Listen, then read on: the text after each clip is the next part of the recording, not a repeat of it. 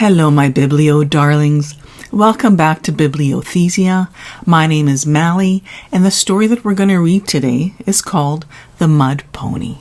But before we do that, let's remind our bodies that we are safe right here and now. And how we're going to do that is what's known as a 4-4-8 deep breathing exercise, which means we're going to inhale for 4 counts. We're going to hold our breath for 4 counts. Then we're going to blow out air for 8 counts. So ready? Let's inhale deeply for 1, 2, 3, 4. And now hold the breath 4. And exhale out for 8.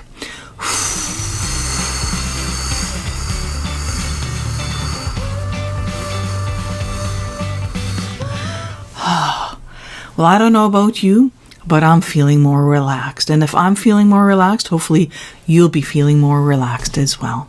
Now let's look at our story. It's called The Mud Pony. And look at the cover. It's beautiful. It shows a First Nations person and a pony. So let's look at the story. Let's look at the dedication page. For my husband Bill, with love, CLC, and in memory of my brother Nelson and my sister Dorothy, SB. There was once a poor boy in an Indian camp who would watch by the creek as other boys watered their ponies. More than anything, he longed for a pony of his own. So at last the boy crossed the creek, dug the wet earth, and shaped a pony out of mud. He gave it a white clay face. He loved his mud pony.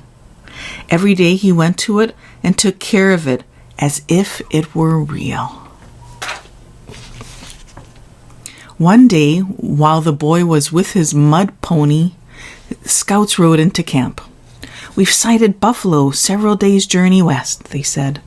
The people broke camp, for they would starve in the months ahead if they didn't hunt the buffalo.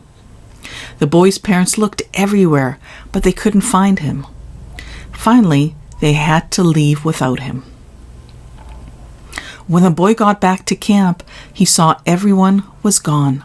"My people!" he cried out. "I will never find you. I'm all alone." He wandered, heartsick and hungry, around the empty camp, picking up scraps of dried meat and a tattered old blanket someone had thrown away. He ate, then huddled up in the blanket and cried himself to sleep. Oh. As he slept, he dreamt his mud pony was alive and spoke to him. "My son, you are not alone. Mother Earth has given me to you. I am part of her." When the boy woke at daybreak in the empty camp, he cried for his people. Then he went to his mud pony and could hardly believe his eyes. The white-faced pony was alive, tossing her mane and pawing the ground. She spoke like the pony in his dream. "My son, you are not alone. Mother Earth has given me to you. I am part of her.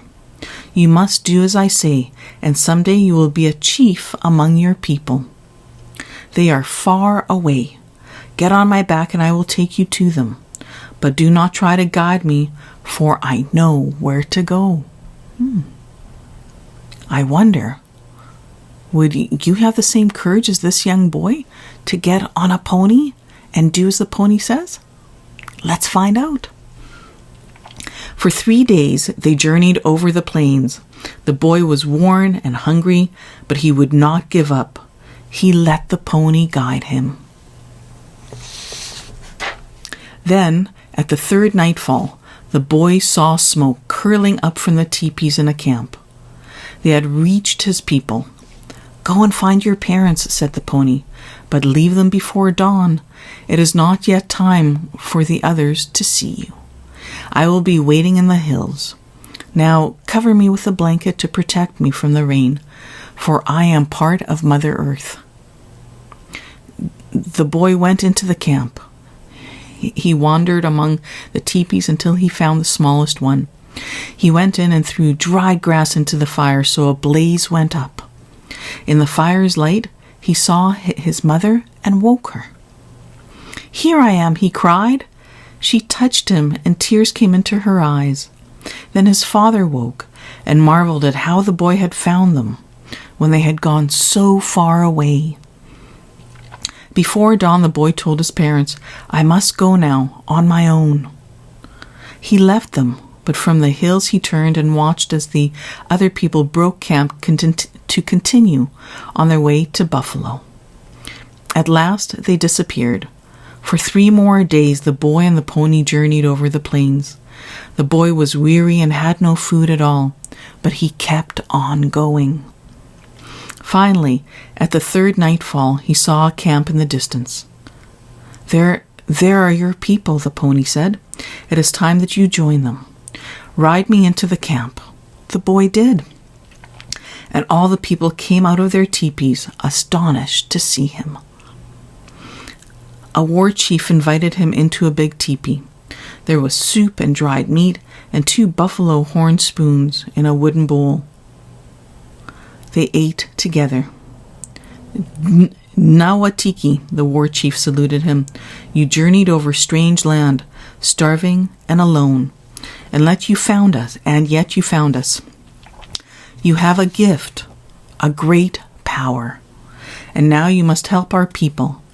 An enemy has attacked us on our way west, killing men, keeping us from reaching the buffalo. At daybreak you must join us in battle."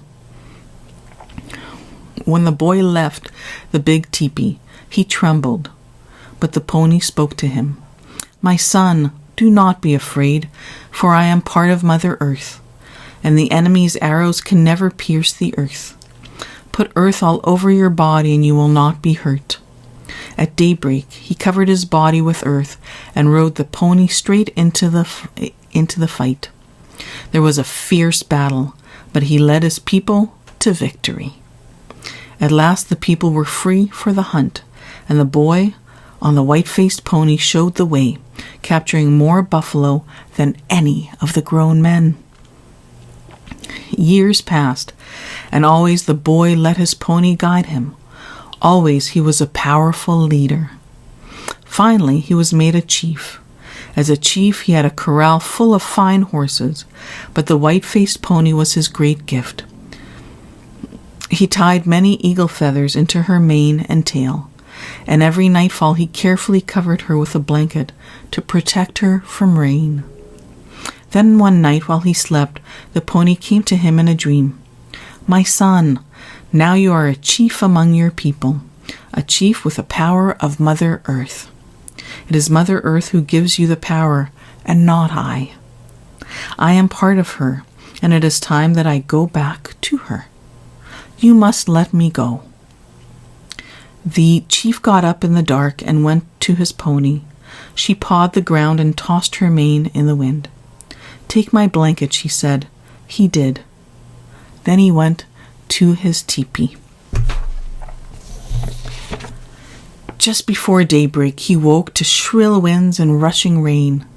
He ran to his corral and looked everywhere for his white-faced pony. He couldn't find her. Then, as the morning light broke over the wet earth, the chief saw a patch of white clay, and through the wind he heard a voice. "I am here, your Mother Earth. You are not alone." What did you think of that story? I thought it was a story of a young man fighting great obstacles, even when he was hungry and tired and he felt that he couldn't go on anymore. And this young person took the great wisdom of Mother Earth and the pony, and because he listened to someone who was wiser than himself, he got great things in his life, and he was able to lead people and be a true leader, one who has lived the experience, not otherwise gotten. And that's the true mark of a great leader, someone who's humble and someone who can lead, someone who can be fierce in battle but gentle in spirit. So with that, thank you so much for joining me in the telling of today's story. And let's end our time together by doing another 4-4-8 deep breathing exercise. So when you're ready, inhale deeply 4.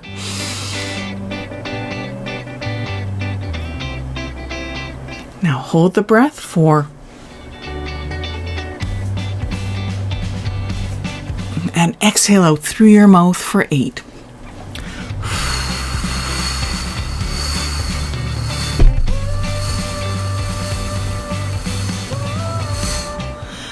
Wow, it's been so wonderful spending time with you. And remember to tell your friends to click the like button and the subscribe button. And until our next story, take good care of you. Take care. Bye.